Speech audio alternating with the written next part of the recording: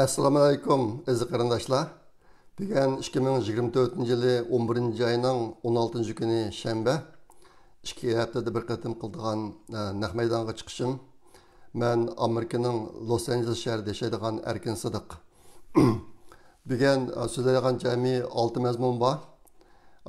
Amanglar ko'rininglardek 11 oyning 5-kundagi Amerikaning prezidentlik saylamidan keyin Amerika'daki milyonlagan kişiler hayacanlıkla çömdi. Hayacanlıkça ütüvatıdı. Hazır mı her günü yeni haberler çıkıp durvatıdı. Şu sayılan bilen münasebetlik. Amerika'daki yeni hükümetiyle münasebetlik. Şuna bir hemen şu işler doğruluk azıcakça toxtılmen. Bu vakti uçur köp. Bir gen tüytip olmaydı onu. Şuna ben deslep bir gen yerimini bir gen sözlep bu vakti ki. Qağa yerimni ikiler qatım sözeydi o'ylayapman. Aldı bilan boshqa xabarlarni davitib, anadaki Amerikaniki saylamga kelman. Birinchi mazmun Uyg'ur Project Fondiniki xabari. Men o'tgan qatimliq videoda deyishni unutib qolibman. Oldingi 4 haftaning oldidagi videoda men sizlarga Turkiyadagi Ko'knur bolalar bog'chisi o'g'ri kirib, ularniki kompyuter köpəytiş maşinisi, copy machine qatarlıq bir qism nəsrini o'g'irlab ketganligini degandim. Ularga o köpəytiş maşinisi bək ciddi lazım ekan. Şuna uni biz darhol pul verib uni epadik. Men shu chaqda bir uqtirish qilgan, agar qolgan narsalarga yordam qilgan qarindoshlar chiqsa, biz bilan aloqalashinglar deb uqtirish qilgandim. Keyin Yevropadan bir qarindoshimiz aloqalashib ularga $1000 yordam qilgan bo'lib, pulni qo'lga yetkazib, qilib bo'ldi erak. Ko'knurdagi singillar hisoblab ekan, jami bo'lgan chiqim $780 ekan, yo'qolib ketgan, o'g'irlab ketgan narsalar. Biz uningdan $160 ko'paytirish mashinasini biz yapadik. Endi oxirindishimiz $1000 chiqarib berdi. Ashta qilib bu yaslinik ishi hal bo'ldi. Men Yevropadagi mush yordam qilgan ilimizga chin ko'nglimdan rahmat aytaman. Uyg'ur Project Fondi vakolatan har qatam mushtaq bir jiddiy ish bo'lib qolgan vaqtida cho'qim yordam qiladigan qarindoshlar chiqyotdi. Mushtaq $1000dan, ba'zilari $3000dan, ba'zilari $5000dan degandek. Men o'tganda e'lon qilgan ikki cho'ng projekt bor. Uning har birisiga $5000dan pul chiqarib bergan qarindoshlar. Aslidagi plan bo'yicha bular bitish kerakdi. Sal kechikib qoldi. Men bitgan vaqtida yana bularni sizlarga deyman. Lekin bu proyektlar nihoyatda sog'lom davomlashyotdi. U bitdi. Sizlar yuz ko'rishadi keyin hozircha shu xil deb qo'yib turay. Bugungi ikkinchi mazmun Uyg'urlarniki xabari. Hozir Uyg'ur bizning vatandan keladigan uchurlar bek ozlab ketdi. Men davomli nihoyatda diqqat qilib turyapman bu narsalarga. O'zim har kunidagidek shu vatanni eslatlab o'tadigan bo'lgan ekan. Yaqinda kelgan videolardagi ko'rinishlar Uyg'ur qizlariniki Xitoy bilan to'y qilishga oid e'lonlar, videolik e'lonlar. Bu hozir men bunday ko'rsam, xuddi bizning vatandagi burungi mol bozoriga o'xshashroq bir manzara ko'zimga keladi. Uyg'urlarni videoda, Uyg'ur qizlarini Xitoylar bilan to'y qiladigan e'lonlar endi. Ajoyib vahshiy bir ahvol. Buni bilak nima deyishini bilmayman men. Ondan keyin yana bir video chiqdi yaqinda. Bir Uyg'urning uyi ekan, nerligini bilolmaydi. 4 egizlik cho'ng o'ylisi bor. O'ydak, tuxa, qo'y, o'shka nasri bor. Üzüm baring bor, barangli üzümmi bor. Ondan keyin boshqa yemishlarmi bor o'ylida. Ashta bir o'yli ekan, bu 4 egizlik cho'ng o'ylisi bor, yemish, mol, hammas tayyor. Mush bir qoro joyni bir Xitoy 30,000 yuanga setyapti. Buni yana bir Xitoy tunishtirib chiqaribdi videoni. Chiqarib ekan, men uni Twitterga chiqarib qo'ydim. Uydagisini aytdi. Butun bir oila egalarini aytdi. Hozir endi vatanda buni ahvollar ko'p. Uyg'urlar butunlay yo'qotilib, uy bekor qolgandan keyin Xitoyga mustaq azam bahoda setiladigan. Ashtaq cho'ng qorosi va 4 yozliq uy, arzimin mallardan tatib uy 30,000 so'm o'ylab qo'ygan. 30,000 so'm qanchalik dollar. Hozir 1 dollar 7,3 yuan hozir. Ash bo'yicha hisoblasanglar 4,000 dollar, 5,000 dollarga bormaydi degan gapda, bir qurol joyini bir Xitoy sotib olibdi. Ishkirdan kelgan Xitoy. Men buni Twitterga chiqarib qo'ydim. 12 mingdak odam ko'rdi uni. Andan keyin yaqinga chiqqan videolarning keyin birisi 4-5 Uyg'ur qizlar bir bozorda Xitoyniki chanchil kash kiyimlarini kiyib dumboq chavotgan bir ko'rinish, uningda necha soqchilarning mashinalari yerda qarab turgan endi. Buni men Twitterga chiqarib qo'ydim. Qurol ostidagi Xitoy kiyingan Uyg'urlarniki nomer ko'rsatishi deb bir tema bilan ahvol shundoq endi. Biz bir ig'joqsiz mana bir millatga olib aylanib qoldik. Xitoylar nima qis qildigan. Bugun so'zlagan 3-mazmun Xitoy xabari. Hozirgi ahvol Xi Jinping degan jallodniki o'rni ko'p ojizlab ketganligi aniqlanyapti hozirmi? Aniq shunga oid narsalar ko'p chiqyapti. Burunqidek matbuotlarga chiqadigan, televizorlarga chiqadigan ishlar zo'r darajada kamayib ketdi. Bo'libmi Xi Jinpingniki harbiy huquqdan ayrilganligi aniq bo'lyapti hozir. Hozir endi yaqinqi bir yangi yuzlanish dastlabda Zhang Yongxia degan Xitoy biroz bosh ko'targan bu Goja Chunwei mamlakatlik harbiy komitetniki muavini boshlig'i bu Zhang Yongxia degan Xitoy yaqindagi ma'muriy xizmatlarda Li Chang bosh ko'tarib chiqdi. Li Chang degani boshbaqon Xitoyniki Zhongli endi. Bu o'tganlarda xalq ojizlashtirgan buni bir chetga qoqqan Xi Jinping. Hozir endi ma'muriy jihatdan Li Chang o'tirib chiqib, harbiy jihatdan Zhang Yongxia o'tirib chiqib, ikki bosh bo'lib davlat ishlarini biroz mandirayotgandek alomatlar ko'p. Ba'zilar deydi, Kilarjilik 4-chi umumiy yig'inda Xi Jinping degan jallod butunlay huquqidan ayrilishi mumkin deydi.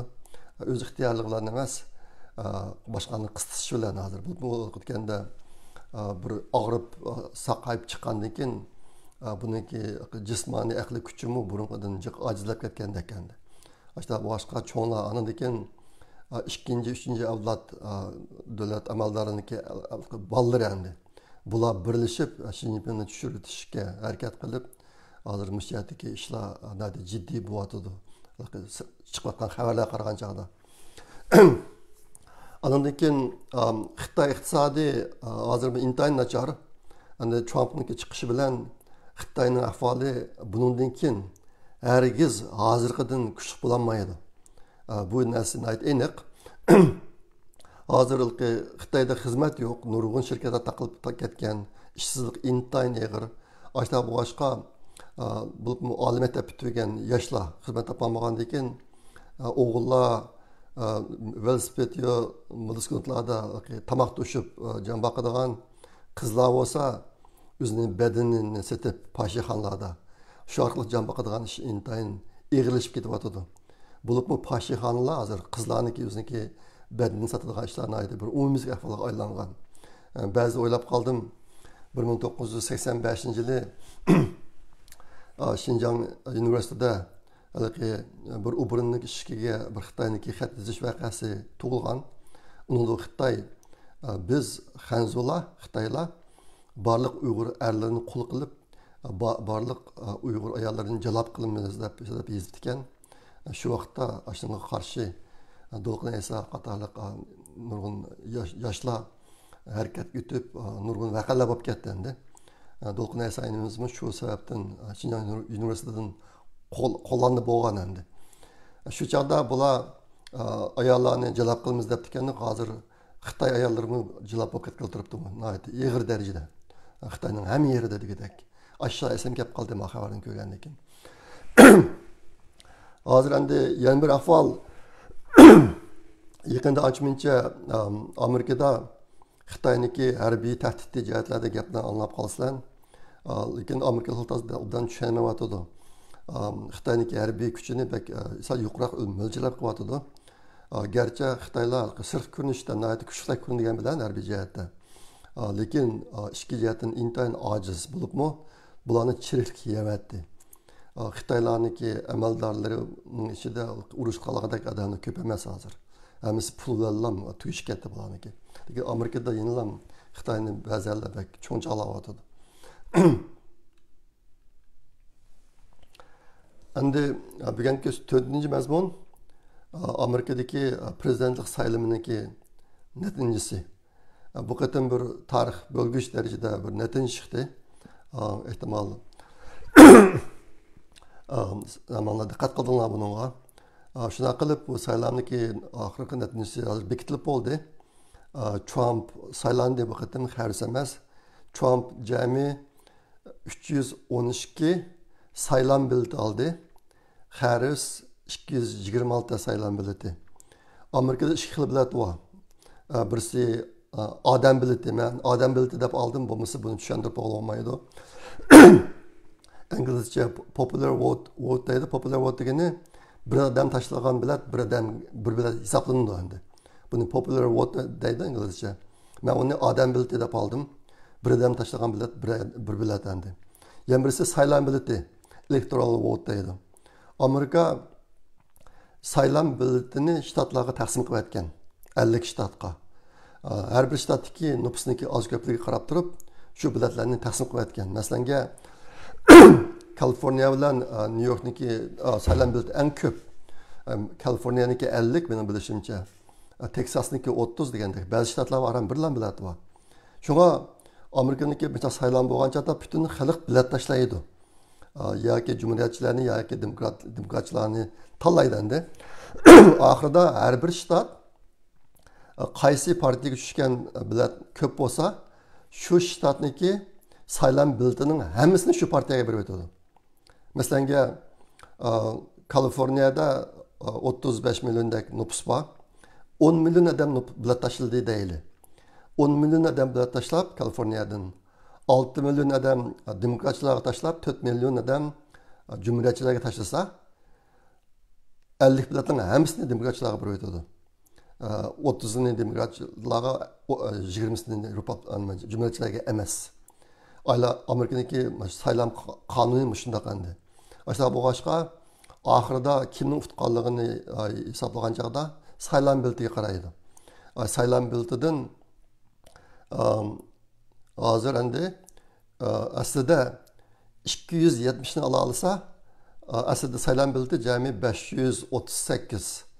538 aşağı bu başqa agar bir adam 270 ni olsa ko'p sonliqni olgan bo'lib saylanadi. Shunga 270 bilet alsa saylanadi, lekin Trump 312 ni oldi. Harris 227 ni oldi. Endi odam bileti bo'lsa, odam bileti Trump 76 milyon 132 milyon yaptı. Harris 73 milyon 239 milyon yaptı. O adam bileti mi şundaq? Ondan keyin bu qatim Amerika'da 7 jumlaq tavız shtat bor, masalan, burun deb keldim. Asosan kimning tutishini shu jumlaq tavız shtatlar belgilaydi. Qolgan shtatlar asosan tang taqsim qilingan ikki partiyaga mush 7 shtatniki natijasi kimning tutib chiqishini belgilaydi. Bu qatim Trump 7 shtatning hammasini tutdi. Bu bir ajoyib cho'ng g'alaba Amerika tarixida endi. Ondan keyin Kengash palatasi Senat. Senatda hozir cumhuriyetçilarniki a'zosi 53, demokratchilarniki 47 bo'lib, bumi cumhuriyetçilarniki qo'lga yetib ketdi. Ondan keyin Avam palatasi House. Avam palatasida hozir cumhuriyetçilardan bo'lgan a'zolar 218, demokratchilar 209. Aslida Avam palatasida jami 435 azaba. Jami 435 adam azaba. Agar bir partiya 218 ni olsa, yana bir partiyaga 217 qilib qilib 218 ni olgan partiya tutgan bo'ladi. Hozir cumhuriyetçiler 218 ni oldi, demokratchilar 209. Bu yerda bilet kam. Nima kam desanglar, qolgan biletlarniki texnikatini chiqib bo'lmaydi. Biletni sanayotdi hozirmi? Aslida bu boshqa, lekin hozir cumhuriyetçiler 218 ni ep bo'lganlik uchun cumhuriyetçiler utqan bo'ldi. Shunda qilib prezidentlik, Senate, House Kengash palatasi, Avam palatasi hammasi Cumhuriyetçilarniki qulu o'tdi.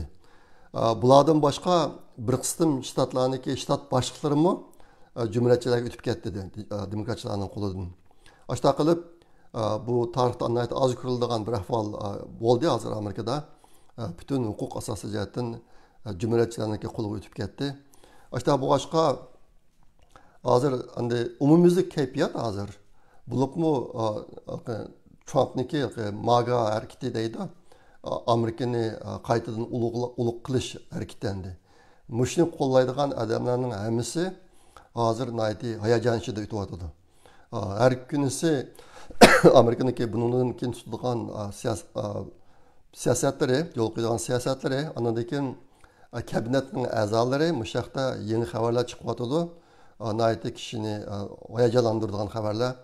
Bunun ichida men bir nechta deb qo'y hozircha, masalan, Trump Amerikaniki ma'rif ministerligini amaldan qoldirayotganligini e'lon qildi. Amerikada ma'rif ministerligi bo'lmaydi deb. Xabarlarda bor, hozirgi ma'rif ministerliginiki ministri bir erdan ayolga o'zgargan odam.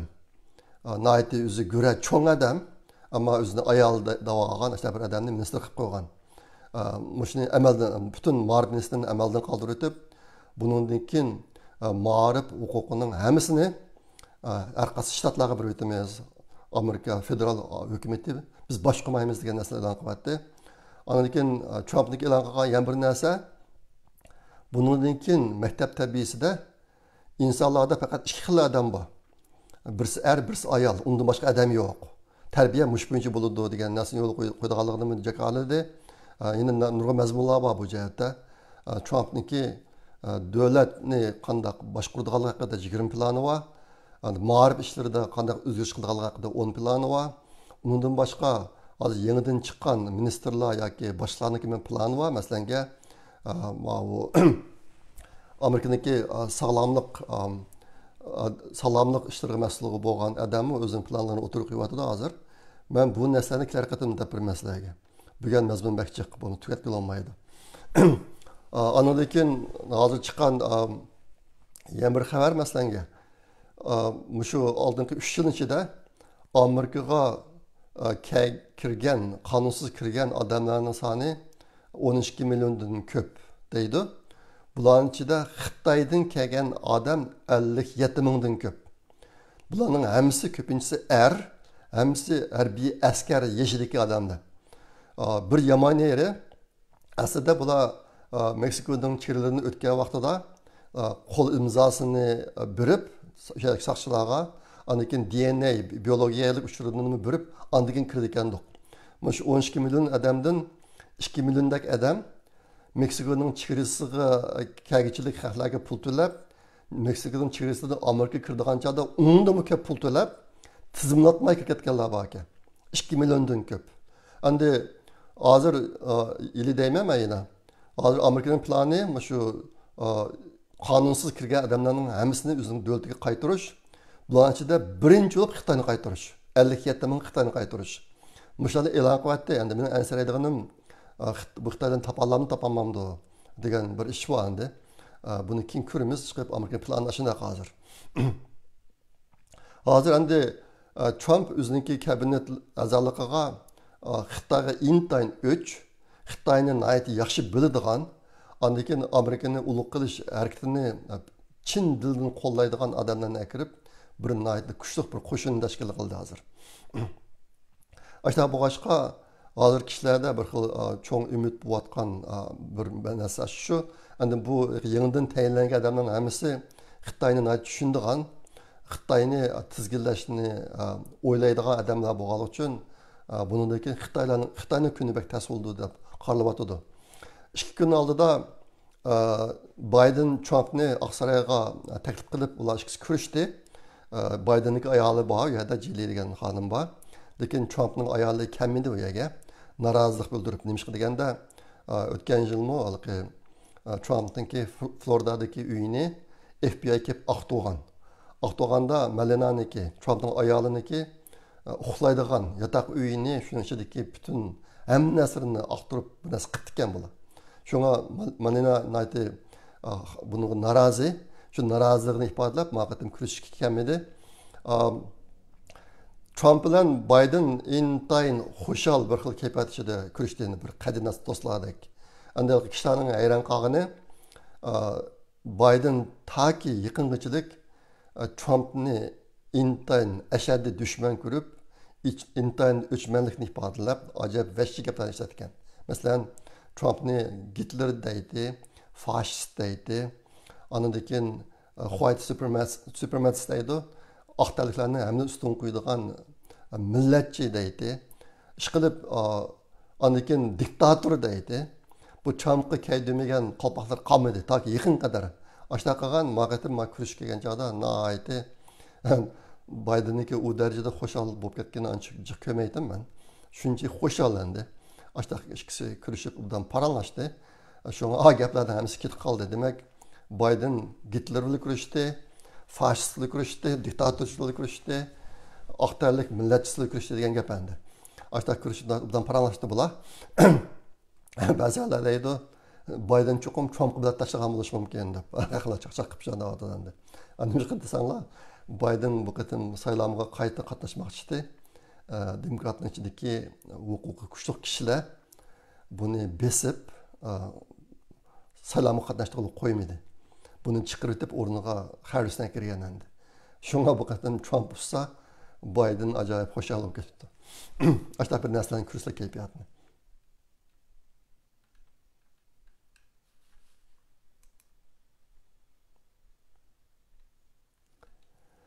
Endi bugun so'zlaydigan 5-mazmun Trump yaqinda tanlagan minister darajalik amaldorlar. Bularni men qisqacha deb o'tib ketay. Bular nihoyat odamni xo'shal qiladigan bir ahvol, nihoyat bir cho'ng o'zgarish bor Amerikada. Shuningdek bir ko'rsib qo'yayapman. Endi oldidan deydiganim Trump o'ziniki kabinetiga odam tanlashdan burun oldidan u bu qatim kabinetga Pompeo bilan Nikki Haley'ni tanlamaydiganligini e'lon qilyapti. Bu bir g'alati ahvol. Nimish qilsanglar odatda bunday odam tanlash ishlarida kimni tanlaganligini e'lon qiladi. Kimni tanlamaydiganligini e'lon qilmaydi. Shunga bu bir g'alati ish bo'ldi.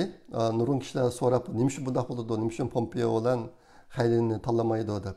Endi sizlar o'qisizlar, Nikki Haley Amerikaniki BDT'dagi nima vakili bo'lgan ayol, tegi Hindistonlik ayol bu, yosh, intayin kuchli ayol, yomon ayol. Uyg'urlarni dahshat qo'llaydigan ayol bu. Pompeo shu. Pompeo amaliyotda Xitoyniki Uyg'urlarga qilgani irqiy qirg'inchilik deganni birinchi e'lon qilgan odam endi. Bu ikkisini tanlamaydiganligini bekityapti. Bu sababini nima desanglar, medialar Trump odam tanlab qo'ychilik, medialar odamlarni tanlab e'lon qilib keldi. Masalan, Pompeo'ni yana davomli nima tashqi ishlar ministri bo'ladi yoki hech bo'lmagan chog'da davlat mudofaa ministri bo'ladi degan narsalarni medialar bek e'lon qilyapti. Andiki shu oraliqda Pompeo Trump bilan kurashishga xil tirishchilik ko'rsatibdi. Bulupun bir Tayvan prezidentniki salomini yetkazman deb, Trump bilan bir kurashsam deb, xili harakatlar bo'lgan oraliqda. Ashta boshqa Trump bu ikkisini bu qatim kabinetga kirgizmaydiganligini e'lon qildi. Buni asos sabab shuki, xalqlar hayron qolgan, nimishqa bu tanlaganlarni e'lon qilmay, kimlarni tanlamaydiganligini e'lon qildi degan ishlar biroz hayron qolgan. Endi Nikki Haley kim bilan Trump bilan eng oxirgichilik prezidentlikni tanlashgan ayol jumhuriyatchilar ichidan. Andan keyin qat'iy tushkunlanmay keyin shu saylovga necha kun qolgan chog'da andan keyin Trumpni qo'llabdi. Mening farzimcha bu xonim agar Trumpga bir ahvollar yuz bersa, masalan Trump 2 qatim etib o'ldirish vaqasiga uchradi. Ashta bir vaqa bo'lib, agar etib o'ldirib ketib, ashta bir ish bo'lib qolsa, men chiqaman deb o'yladi deb o'ylayman o'zimning farzi. Bu farz, bunun isboti yo'q. Ishqi bo'yal nihoyatda oxirgichilik Trump bilan raisni tanlashib kelgan ayollandi. Ammo o'zi bir qobiliyatli ayoldi. Endi Pompeo bo'lsa, Pompeo 2016 yildan 20 yilgacha Trump bilan intayin yaxshi ishladi. U birinchi yili Amerikaniki axborot ministrliginiki boshlig'i bo'ldi. Axborot ministrligi shu FBI, CIA masalan hammasi boshqaradigan o'rin endi. U yerda bir yil ishlab, undan keyin tashqi ishlar ministri bo'lib 3 yil ishladi Trumpning davrida. İşini nəhayət yaxşı qıldı, ikisi nəhayət yaxşı ötdü. Lakin shu aralıqda yuz bergan bir qancha ishlar bor. Onun birisi Pompeo mu bu qitim Amerikadagi prezidentlikni talashish saylanmaga tushgan. Kim bilan Trump bilan raqobatlashib. Shu aralıqda buningki deb qo'ygan bir gaplar bor. Masalan, Trump aslida turmaga tava adam deb bir yerda shunday deb ekan. Men buni bir yerda anglab qoldim. Ondan keyin Trump'niki bir Xitoy maslahatchisi var. Bir Xitoy maslahatchisi var. Bu Xitoy maslahatchisi shu muxbirlar bilan ko'rishgan vaqtlarda Govungini aslida yaxshi odamdi. Xi Jinpingga eng qarshi ishlarni eng jiq qilgan odamdi deb ashta bir gaplarni degan yeri bor ekan endi. Agar Pompeo'niki maslahatchisi bu gapni davasa, Pompeo'ning shu Xitoy bilan o'xshash maydonda bo'lib qilish hamda keyincha nima Trumpga nimani Govungini turmadan chiqarish haqida ish olib berish ehtimolligi bor. Shunga bu ishni seçtiğin chaqda Pompeo qaragan chaqda hozir tanlangan odam yaxshiroq degan fikrlarni o'tirib qo'yapti. Men necha yerdan oldim buni. Masalan, nasib bo'ldi. Ish qilib, mana qancha bir ishlar bor ekan. Endi alayda afal odamlarni sinaydigan, odamlarni bayqaydigan eng yaxshi fursat bizmi shu Uyg'urlarningki beshiga irqiy qiyinchilik zulmi kelgandan keyin nurg'un odamlarni qaytadan tushundik. Kimning qandaqligini. Trumpning ishidimi mushtaq bo'ldi. Masalan, Pompeo 4 yilni aytibdan bil ishlagan Trump bilan, lekin saylamga raqobatga tushgan vaqtida o'ziniki ba'zi niyatlarini oshkorlab qo'ydi. Ba'zi taraflarni oshkorlab qo'ydi. Şuna ben deyman, rezillik ba'zi chaqlarda unum berish mumkin, lekin davomli unum beravermaydi. Bu bir universal qonuniyat bu. Şuna mashchladimi, o'shtashlar yuz berdi. Men bishim bak echidiman men Pompeo bilan xeyli ish qilisiga. Aslida bularmi mushqatim Amerika hukumatidan urunagan bo'lsa, Uyg'urlar uchun, bu Uyg'urlar uchun yaxshi bo'ladi. Şuna ayt ko'nglim yerim mening bu ishlarga. Lekin bularniki shu saylam jarayonida prezidentlikni tanlash jarayonida chandırib qo'ygan yerlar bo'ldi endi. Ashta boshqa bir iloji yo'q. Ondan keyin amalni bilasizlar, bu qitim Trumpga muavin raislikka tanlangan odam J.D. Vance deydi. Madam, buni sizlarga o'tgan rasmni ko'rsatib qo'ygandim. Madam muavin raisga bekitildi. Bu adam 1984 yılda tug'ilgan. Ashta bu boshqa hozir aran 40 yosh. Mening bu qitim eng xushal bo'lgan bir narsam, madam bo'lsin, qoldirini ko'rsatmayman. Tanlangan odamlar bo'lsin, noyat yosh. Amerikani qeyrlar besib ketgan, Amerika hukumatini qeyrlar besib ketgan xil bo'ldi. Masalan, Trump bilan Biden ikkisi raqobatlashdi. Trump 78 yaş, Biden 82 yaş.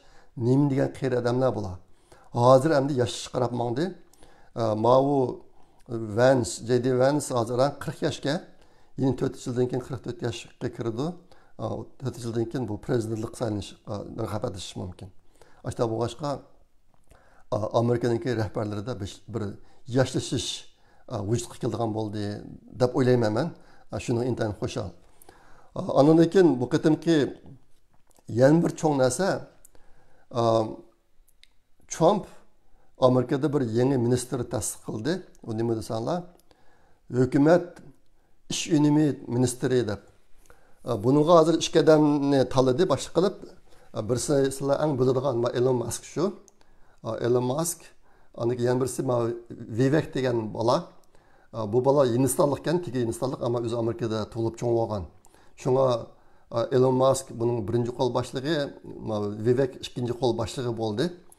Amerika hükümet iş unumi ministerliğine.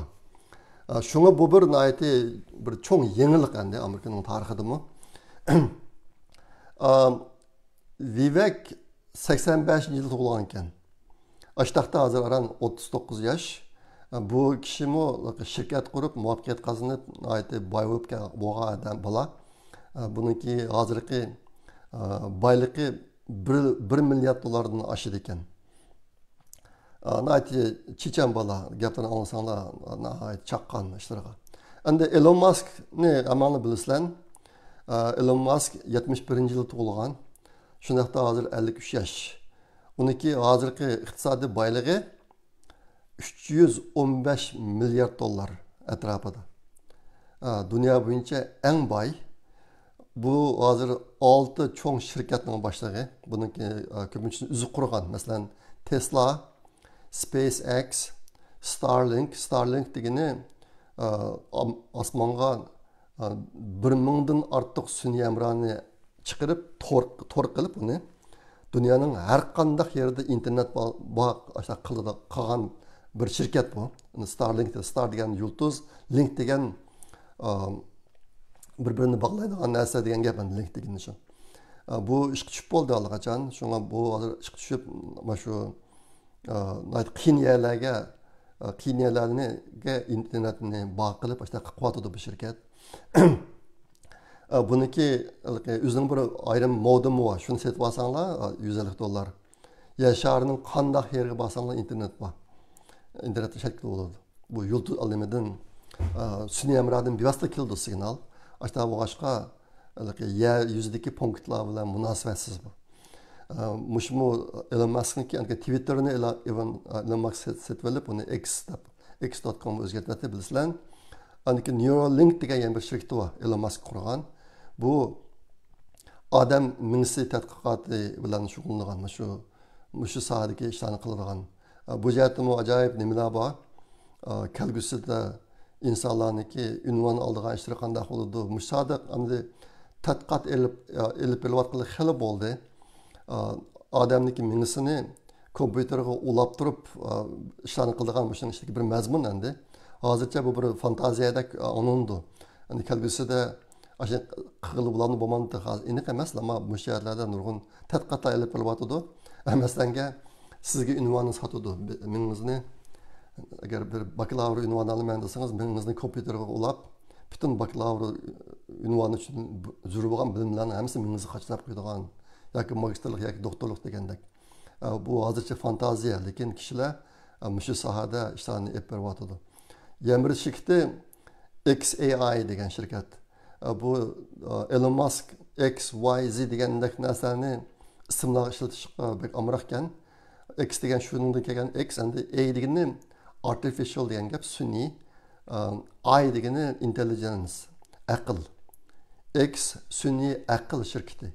Buni mu Elon Musk qilyotdi. Mushu cho'ng 6 shirkatniki birinchi qo'l boshlig'i hozir endi Amerika hukumat ish unumi ministrligiga ministr bo'ldi bu. Bu yangi qurilgan ministr vaqtliq. Bular 2026-yılgacha ishlab Amerikaniki hukumatlarini tartibga solib, ashta qilib bo'lgandan keyin bu ministr 2026-yil 9-oyda ishdan to'xtaydi ekan. Shu vaqtliq. Endi bu Elon Musk bilan Vivekniki plani shu 2 yil ichida Amerikada 2 trillion dollar pulni sotqib qilish Amerika hukumatidan. Mana plani bor. Bu yerda bo'lgan bir qism ishlar bor. Nima desanglar, Elon Musk Twitter degan shirkatni setib olgandan keyin uning 80% xodimini ishdan bo'shatibdi. 80%. Hozir Twitter 20% odam bilan mengyotidi. Burunqidan yaxshiroq ketyotidi. Hech qandaq ish unumi yoki miqdori jihatida chekinish bo'lgan yeri yo'q. Burunqidan yaxshi hozir. Ashaq ketyotidi. Elon Musk cho'ng boshqaramlarga kirib Twitter'niki avvalsin so'rab sen nima ish qilsan deb. Nima ish qilsan deb so'rab, shu ma'lumotni qilsa, chiq sen bu o'rin lozim emas degandek. Ashta qilib yurib odamlarni bo'shatdi deb anladim men. Rasmiy yolg'onmi deb. Ashada anladim. Andan keyin chiqib buniki bu jihatda qilgan ishlari ko'p. Bu ikkisi shu Amerika hukumatini isloh qilmoqchi. Mana shu yaqinda chiqqan gap xabarlarda hozir Amerika hukumati ichida maoshliq, lekin ish qancha kelmaydigan odamlar shular chiqdi deb anladimmi? Shu gaplar chiqdi xabarga. Ishqilib Amerika hukumati Xitoynikidan yaxshiroq, lekin Amerika shu Amerikaning hukumatga tava nasri ish unumi intayin tuvan. Naiti açıq juda dadam bulup mənəli Yaponiyadakı 20 yıl turub kelgan boğaşqa Amerikaga. İş ünümüge kelgan çağda mən Yaponiyanın ölçüm bilan iş qilmay odatda. İşlərimizdə oylayman. Amerika hökuməti bilan münasibət qilishgan çağda adamni intayin köp açıq şutturutdu. İş ünümü töven. Yaponiyaga sığışdırgan çağda Xitaydan yaxşıroq endi. Işqilib maşkilan bularni isloh qilmoqchi.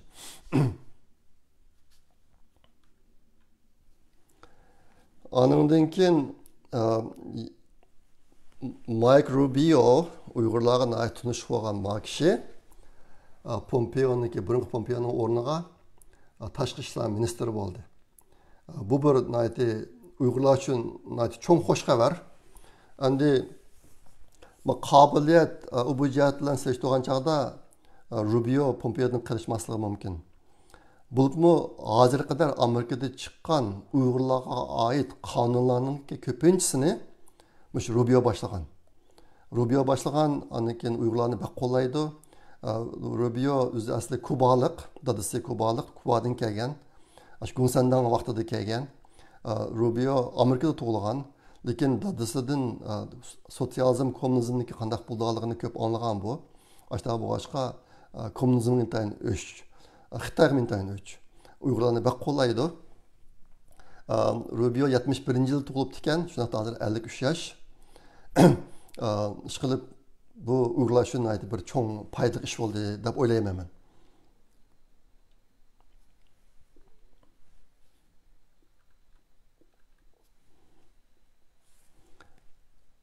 Anındaki devlet bexatarlik məsləhətçisi. Ben bunu Facebook'ta azıcık tanıştırıp koydum. Facebook'ta azıcık tanıştırıp koydum. Bu kişimi acayip isli kişi. Özü yaş, 74. yılı tuğulganken, aşağıda hazır 50 yaş kirdi deyen gap. Bu asker bulup, askerler Amerika'nınki alayda koşunda işlep, o yadım başlık bulup, Amerika'ya gelip, okup, şirketini kurup, bir şirketini kurup, bunu netçe 93 milyon dolarını setipti. Yumuşak detaylı şirket iken. Kurup aşağı kelip senatör bulup, anime, Avam Palatası azı bulup işlep kelayotgan adam. Bu adam 2021 yılı Amerika tənərkəçilərinin Beijing'de ötközülüğən 2022 yıldaki olimpik müsabaqaga qatnaşmaslık. Eğer bu müsabaqa Beijing'de bulurken Amerika biz adam öğretmeyimiz deb aşağı bir kanun layihasi o'tirib chiqargan. Asas sebep Uyg'urlarniki qirg'inchilik masalasi. Uyg'ur qirg'inchiligi sababidan muştaq bir kanun layihasi o'tirib chiqargan adam. Özü intayin deyimiz keskin, bilimlik, yaman adam bu. Bu adam hazır şu Trump'niki memleketlik bexatarlik maslahatchisi bo'ldi. Hazırki Sullivan degan adam, agar diqqat qilsanglar Sullivan degan adam Xitoyga pat bordi. Shu hazırki Biden'niki maslahatchisi endi. Shuning izg'i chiqdi bu adam. Ishqi bu adamni Uyg'urlarni qo'llaydigan adam. Anandan keyin yana birisi Tom Homan degan kishi. Bu kishi köçmen ve köçmenlerini ve çegaralarni boshqarish bölümüne başliq oldu. Madem Çili'yi qarasanlarmi, Çili'yi qo'polroq ama intayin keskin, ish qilsa bek keskin qiladigan adam ekan. Oldingi qatim Trump prezident bo'lganchada mushidan ishlatib ekan. Hozir bu adam qaytib keldi. Bu adamniki hozirgi davatgan gipi bütün 12 milyon kanunsuz Amerika kirganlarni qaytaramiz. Aniki birinchi bo'lib Xitoylarni 57 ming Xitoyni qaytarman davatdi bu adam. Bu adamniki bir muxbir bilan so'zlashgan narsani ko'rdim men. Muxbir so'radi bu adamdan. U sen adamlarni qaytarsang ailesidan arvetmey ish qilish imkoniyati bormi? Sen u qanunsuz kirganlarni qaytarsang nurg'ulari oilasini olib qilish mumkin deganda bor man hammasini tan qaytiraman deb shunday deb adam bak qiziq hammasini man tan qaytiraman deb shaqsa olib ketmaydi bir-birisidan deb shunday aytdi endi keyin qanday bo'ldi uqilmaydi bu odamniki degan necha qatam so'ragan nutqlari bor so'zlab boqsanglar hayajonlansizlar Xitoy to'g'risida degan gaplar Xitoydan 57 ming odam kirdi Amerikaga bundaq odam Xitoy hukumatiniki urlashtirishsiz kirolmaydi bular Xitoy hukumatini urlashtirgan odamlar anikin hammasi harbiy askariy yeshidagi erlar bu Amerika uchun xatarlik birinchi shuni qaytaraman deb shunda aytadi abaytaman degandek bu Xitoylar Amerikaga qochib u yerga muk kelib keyin xil ishlar to'g'lamdikan deb o'ylayman aniki yana birisi Matt Gaetz degan kishi buni Amerikaniki adliya ministrligiga tanladi bu munayt yosh bola 82 yil tug'ilgan ekan 82 yil tug'ilgan 42 yosh hozir bu aslida senatlarniki birisi bu odam bu Xitoyga dahshat o'ch o'tganda Cumhuriyetçilerin ichidagi House of Speaker'ni tanlagan chog'da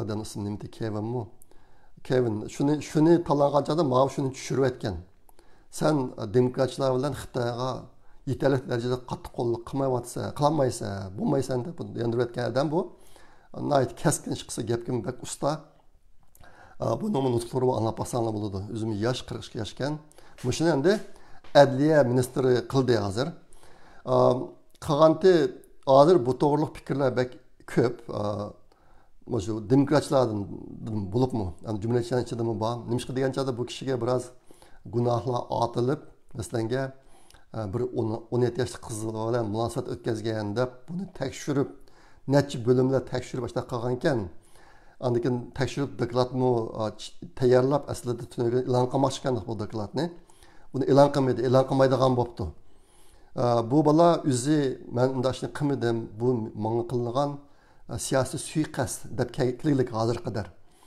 shunga oxirgi natijasi qanday bo'ldi degan bo'lib qo'ymaydi unda qarasanglar Amerikaniki adliya ministrligining ziyonkashligiga uchragan bir bola adliya ministrligiga ministr bo'lmoqchi bu xuddi o'g'rini saqchi qilgan o'xshash ish meniki tushunishimcha adliya ministrligidagi nog'ashchilarni chunqur tushundigan bir bola ashta bo'lg'achqa Trump mushuni tanladi bu kirib uni islohat qilmoqchi bo'yatdi endi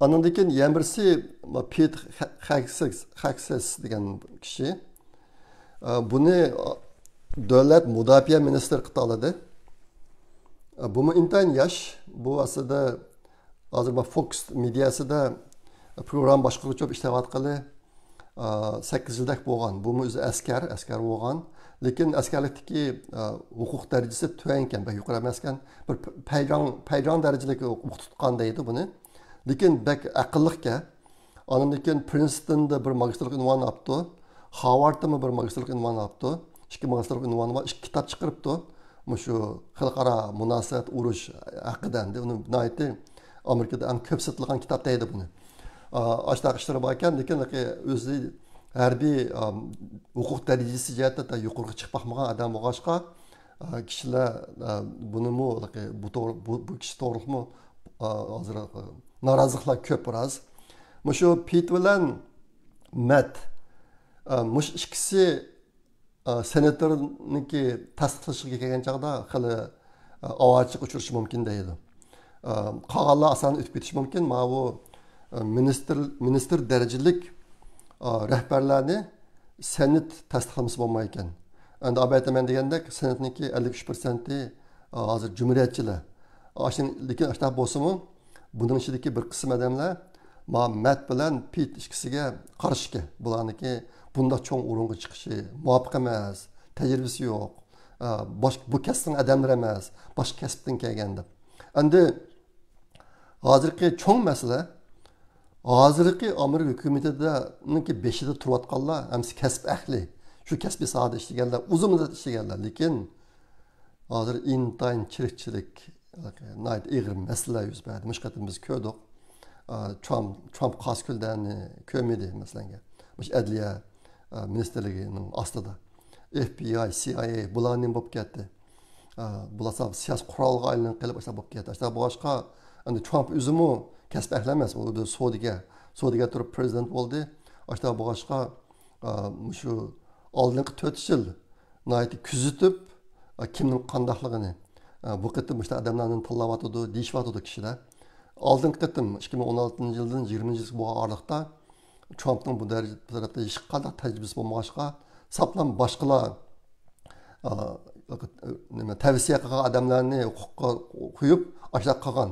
Lekin uning bir qismi Trumpga osiyalik qildi. Ba'zilar deydi Trump tanlagan odamlarning hammasi Trumpga osiylik qildi deydi. Uni emas.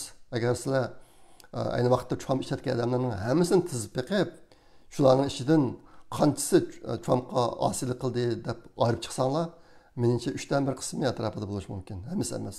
Kishilar hammasi ashtaq qildi deb o'ylaydi, uni emas amaliyotda. Mushunaq bir ahvol. Andan keyin nima Elis Stefanik degan ayol BDT'ga men mani xato qilib qo'ymsam bo'ldi. 2 ayol bor, men alashtirib qo'ymagan bo'lsam bo'ldi. Amerikaning BDT'dagi vakili bo'ldi. Bu ayolmi intayin yomon, bu ayolmi Xitoyga intayin 3 ayolkan. Ishqilib bu ayoldami nurg'un kishilar xush bo'lyotdi. Bu ayolni yosh qarsanglar, o'zini ayt yosh.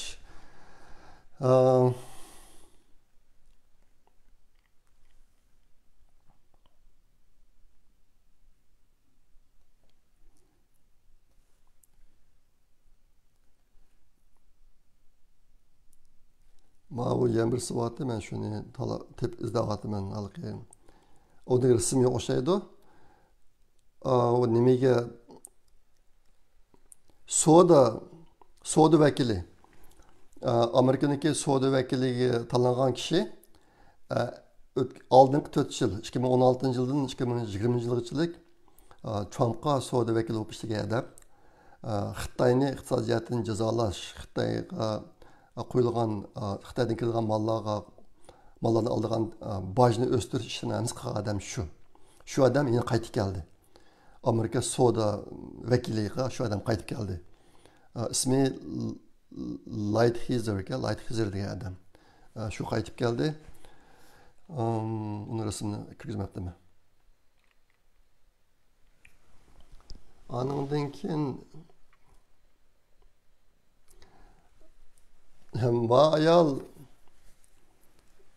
Mayal Amerika'nın memleketlik istihbarat ministerligining boshlig'i bo'ldi. Qarasanlar intayin yosh. Bu ayol to'g'rimi har xil gaplar bor. Bu ayolni hozirgi hukumat Rossiya bilan munosabati bor deb kuzatadigan terroristlarning orasiga kirgizib qo'yibdi ekan. Rossiya bilan munosabati bor deb monitor qilgan kuzatadigan terroristlarnikiga qatoriga kirgizib qo'ygan ayol ekan. Bu ayol Amerika istihbarat ministerligiga ministr bo'ldi. Yosh o'zi qarasanlar. Ammo gaplar xususan bu Biden davrida nurg'un ishlar yuz berib ketdi, shularniki birisi endi. Amaliyotda unda ish bo'lib qolsa buni ministr qilmaydi. O'zi yosh, asla boshqa kishilar buni hayron qilyotdi. Nima FBI, CIA'ning hammasi mush ayolning ostida bo'ladi, qo'l ostida bo'ladi. Andan keyin qarab qo'y kimlarni desam bo'ladi. Robert F. Kennedy degan kishi Amerikaniki sog'lomlik ministerligiga boshliq bo'ldi. U John Kennedy'niki o'g'li. Amerikaniki yemeklikda eg'ir masala bor ekan. 1950-yillari masalan bir bola tug'ilsa urildigan ukullardan bir 3 tak ukul bor ekan. Hozir 10dan oshib ketdi deydi. Mushunga o'xshash tamoqqa qo'shilgan narsalarni bekchiqqan bu odamni. Bu odam aslida demokrat edi. Bir yilning oldida o demokratik partiyadan chiqib o'zi mustaqil bo'lib Andan keyin prezidentlik saylanmaga kirgan. Amnat bu qatim shu prezidentlik kandidatlanishida bu odam bor. Lekin keyin bu Trumpni qo'llab, hozir endi Trumpniki qo'l ostida salomatlik sog'lomlik ministerliginiki ministr bo'lib buni tayinlangandi. Bu odamnikimi xizmat planlari bor. Men buni Xudoy mursaklar qatimliq videoda deb beraman.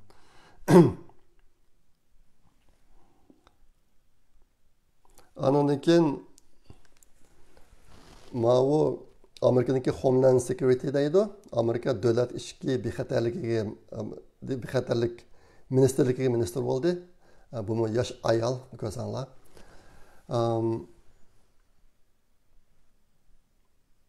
Andan keyin qarab boqay.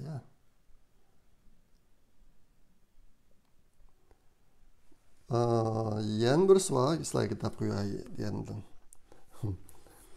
Ma qiz bola muxbirlar sekretari bo'ldi. Oqsaroyniki muxbirlar sekretari, press secretary deydi. Hozir bir budurchashli qartallik ayol bor yerda. Trump ma qiz bolani tanladi. Bu qiz bola aran 27 yosh. 27 yosh, ammo buniki munozirlarga qatnashganligini ko'rsanglar hayron qolsizlar, shunchalik chechan. Çünkü bundan keyin bir mezgilende Oqsaroyniki muxbirlar yig'ini, muxbirlarning kutilish yig'inida Trumpga vakolatan so'zlaydigan kishi mushu qiz bo'lgan bo'ldi. 27 yosh ekan, yaqinda bir balliq bo'libdi. Uqstan Trumpniki oldin qatim tanlagan press secretary, muxbirlar sekretarimi kichik bir chayliq qizdi. O kızımı intayin yaman hazır mı bu o kız? Başka şanı kuvatıdı. Şıkılıp bek isir kalkan bu işlerini. Muşunu tallaptı. Yine qarab bakaya yine kimden tanıştırsam oldu. Tom Homan tanıştırıp oldum.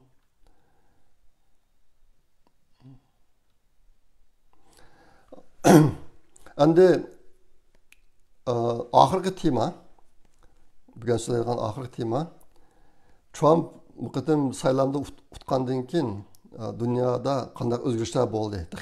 Huquqqa chiqmadi. Huquqqa 2000 kelar yil 1-ayning 20-kuni huquqqa o'ltirdi endi.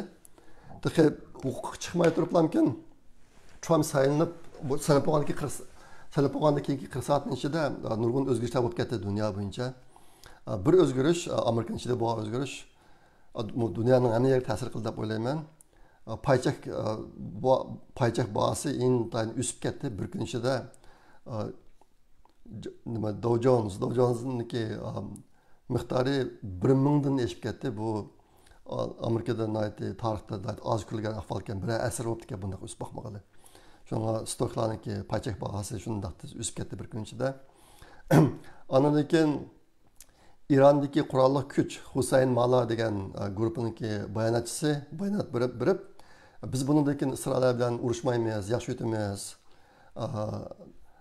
deb u narsani e'lon qildi.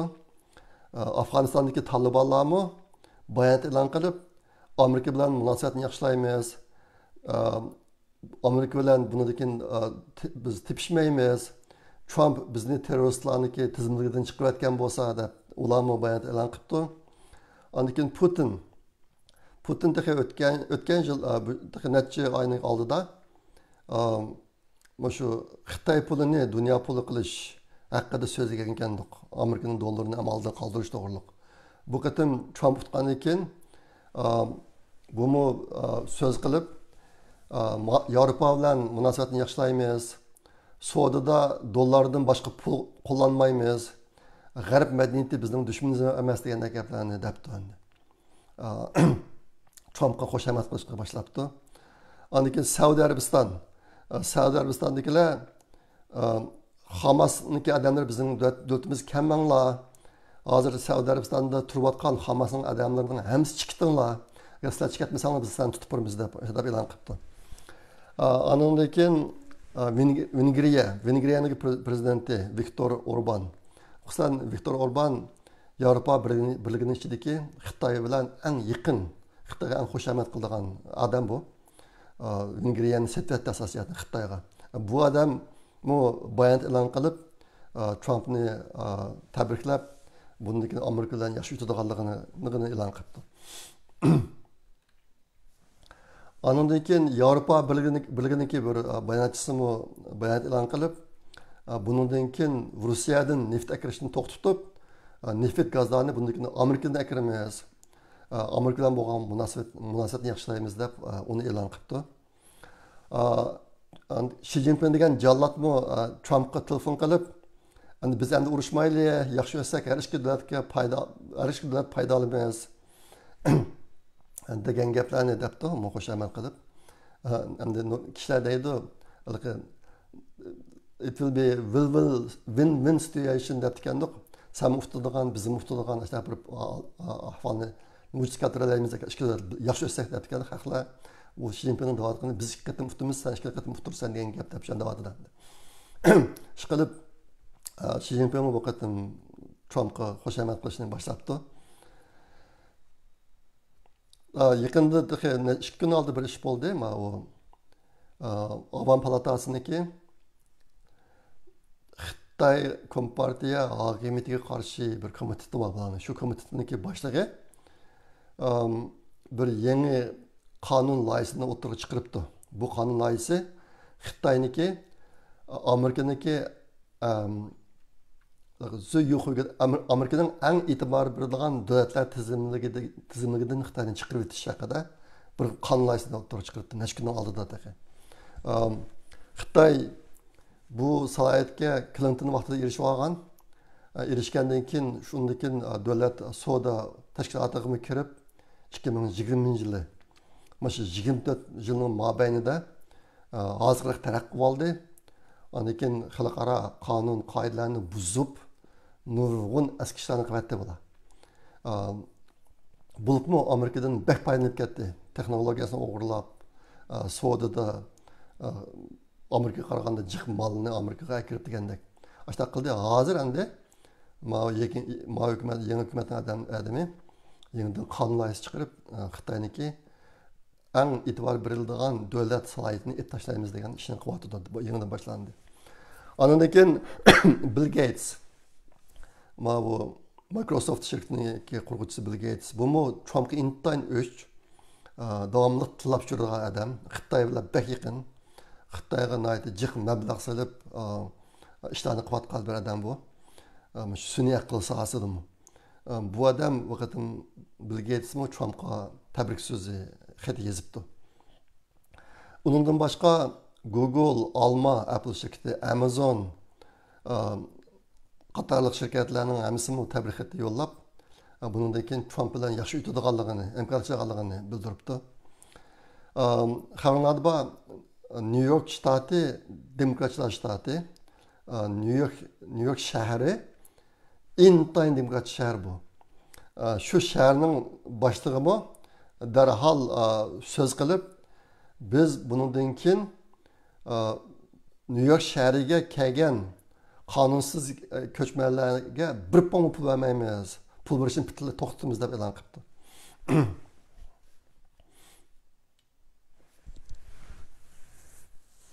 Ondan keyin hozirgi Biden'niki qo'l ostidagi Adliya ministrligining boshlig'i 2020-yili 1-oyning 6-kuni Washington DC'da yuz bergan to'polonchilik voqeasi sababidan Trumpni jazolash, sudga tortish, jazolash ishini qilayotgan endi bu ishni to'xtatib qo'yamiz bundan keyin uni davomlashtirmaymiz debdi. Trump shu 1-oyning 6-kuni voqeaniki bir gunohkori bo'lib sudga tortilayotgan, u davomlashayotgan oxiri chiqmagandagi. Endi bu dilonni to'xtatamiz debdi odam. Ondan keyin New Yorkniki Trumpga 34 jinoyat otib, bir ayolniki og'zini yumdirish uchun pul berib, shu orqa qilgan deb unga 34 jinoyatni otib Trumpga, ondan keyin bu to'g'ri hukm chiqarib 34 jinoyatniki hammasi otilgan. Ashundan Trump jinoyatchi bo'lib qolgan. Keyin buni turmaga kesimiz deb qilgan joyda bu kesishni sal kechiktirib qo'yaylik, hozir qilmay turalda to'xtatib turgan aslida 11-oyning 12-kuni jazo berish ishini qilmoqchi. bu qatam bu ishni qilayotgan sotchimi endi buni yeni kechirmaymiz, hozir buni qilmay turmaymiz deb e'lon qilibdi. Aslida bu qatam agar hukm chiqarsa, sot nima turmada qancha turdiganligi to'g'ri hukm chiqarsa, ehtimol eng oz bo'lgan joyda 2 hafta, ko'p bo'lgan joyda 4 yil Trump turmada yetish kerak ekandik. Endi hozir deydi, mana hozir vaqt to'xtadi, kechiktirildi, lekin bu ish hargiz bo'lmaydi. Bu ishlar butunlay amaldan qoldi deb deydi. Shunday qilib, meniki bugun shu saylam bugungi videoda deydigan asosiy gaplarim tugdi. Qolgan Trumpniki nim plani bor. Lekin Trump tanlagan qolgan odamlarniki nim plani bor. Buni men kelar qatimki videoda deyman. Kelar qatim ehtimol ko'p bo'lib ketishi mumkin bir qatimlik videoga. Ashta bo'lib ketsa, ikkiga bo'lib deyishi mumkin. Naydi jiq yaxshi xabarlar bor biz bilan munosabatlik. Shularni sizlarga asosdan yetkazay. Oxirida bir narsa deb qo'ydim, taqdirga uchrab qoldim ma u. Elon Musk o'zining Twitter'ida Marsniki bizniki planeta Marsning ustida shahar qurib, shu Marsniki hukumatini qanday boshqarish to'g'riliq chaqchaq qilgandek bir narsani yozib qo'yibdi. Lekin degan gaplarniki ma'nosi intan chunqur bir yangi tuyuldi menga. Mana shu xalqlar tasavvur qilib sizgan sizimkan, rasmkan Marsning ustida qurilgan shaharning rasmi. Facebook'im chiqarib qo'ydim, ko'p asana bo'ldi. Elon Musk debdi, Elon Muskning gapi ekan. Mars hukumatida xalq boshqaradigan bevosita demokratiya yo'l qo'yiladi. Qonunlar chuqur qisqa bo'lishi kerak. Agar qonun bak uzun bo'lib ketsa, uning ichida o'yin o'ynanadi deydi. Anandan qonunlarniki hammasiniki unumlik vaqt muddati bo'ladi deydi. Shu vaqt muddati to'shqanda u qonun amaldan qoldi deydi. Masalan, mana bir qonun chiqardik desa, bu qonunning vaqti 2 yillik, 2 yil to'shqanda bu qonun amaldan qoladi deydi. Asosligi byurokratchilikniki bosh ko'tarishning oldini olish uchun. Andan keyin